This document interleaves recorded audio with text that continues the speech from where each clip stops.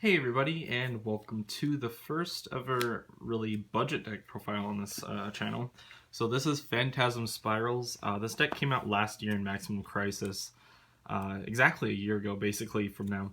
And I thought it was a really cool deck. I picked up all the cards and it's actually super cheap to build. You can probably build it like easily, probably under like, I would guess like 40 bucks or something if you'd buy the whole deck.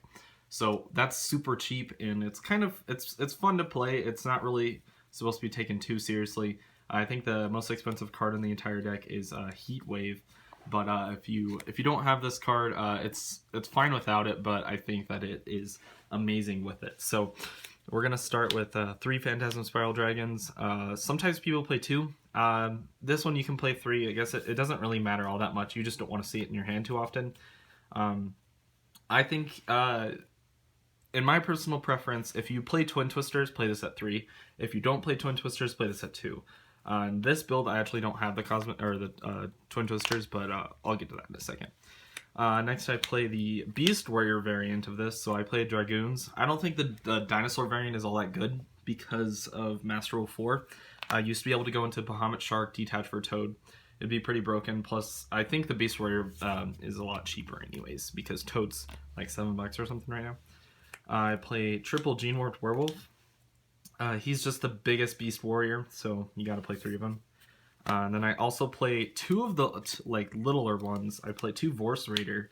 The reason I play this is because a lot of times when I was playing, I felt like I needed more normal monsters, and so I decided to play 2 more. That's just the lineup for monsters, though. Moving on to spells, we play triple Heat Wave. This card's kind of a more expensive card. I think this card's around $5 right now. I'm not too sure about that, and maybe it might have gone down or up. When this deck got super hyped, this thing went up to like $15, so I don't know. But it should be settling around $5 right now, so it should be super cheap. Then we play triple Tenki to search for all of your normal monsters, obviously except for your Phantasm Spiral dude. And you don't special summon a lot in this deck, so we play triple Duality just to get to your cards that you want to see. We play triple Cosmic Cyclone. If you have Twin Twisters, play that instead. Twin Twisters are way better, especially because you can discard this, and you can summon, off your equip spells, you can summon this guy from grave. So definitely play Twin Twisters if you have those instead. And we play triple Pacifist and the 2 Terraforming to search it. Sometimes you don't want to see 3. You could play 3 and then just the Twin Twisters to discard it. I think that would be fine.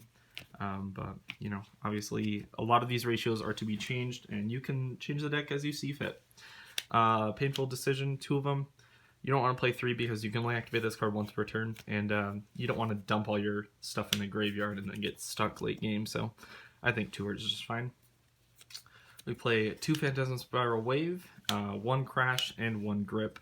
These are the ratios that I preferred.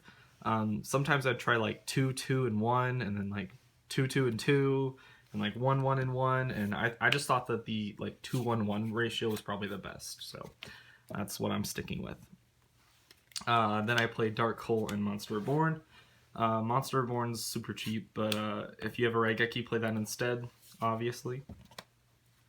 And then for traps, we play the Phantasm Spiral Power and the triple Spiral Battle. So this one is the effect negation, and this is the like Papa card. So I think the Papa card is more versatile than the effect negation, but I think it's still pretty good. The extra deck is super flexible as well. I don't think you really need anything in it. There's only 4 cards that I'd say that you really need, and then everything else is honestly just filler. So this extra deck isn't complete either, so don't worry too much about it. This is just something you can have fun with anyways. So I play the 1 Gaga Cowboy because the time rules are in place now. I think you need to play this card in your extra deck. And then the Utopia package, you could play a middle piece as well, just to have it. I think it's fine. So I just have the 2 for now though. And then a Gemini Pearl. I think Pearl's really good in this because it doesn't turn off your field spell. So I think these 4 are must-haves for the most part in the extra deck. Everything else is mostly just filler. You can just do whatever with it. So I have a second Pearl, Utopic Future. This might come up sometimes when like your opponent has a Decode Talker that points to you, and you have a rank 4 here, and then you go into another one in your actual extra monster zone, and then you just go into this guy. I think that could come up sometimes, but it's not super relevant. It's just something that can happen, so you might as well play it just because there's so much space in the extra deck. Crab King, Baguska, Dweller, Silent Honor Arc, and a Castel. You can also play like link monsters like a Deco Talker. I don't see if there's really a point. I mean, you're never going to go in your extra deck anyways, so that's just what I think about this deck. It's pretty fun. I haven't really been playing it too much recently, but it's still something that you can try out for yourself. Anyways, if you have any comments or tips or anything like that in the comment section, please leave them. I forgot to mention Skill Drain. So Skill Drain is pretty expensive, so you can go ahead and put that in. I don't know what you'd probably take out. You may take out one duality so you don't brick on this card sometimes. So you can probably take like one of those out. You could also maybe take out like a...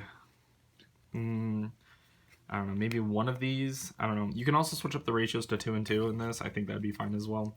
But, you know, definitely this deck is pretty flexible for the most part. The ratios can be a little bit mixed up and depending on your budget. But, yeah, so this is super cheap. I'd recommend picking it up if you just have, like, you know, $20 laying around or something like that that you're not going to really do too much with. That's mostly for the core. The rest of the cards you can probably find laying around, like, in your stacks of cards. So anyways, that's going to do it for this deck profile. Thank you guys for watching, and I'll see you guys next time.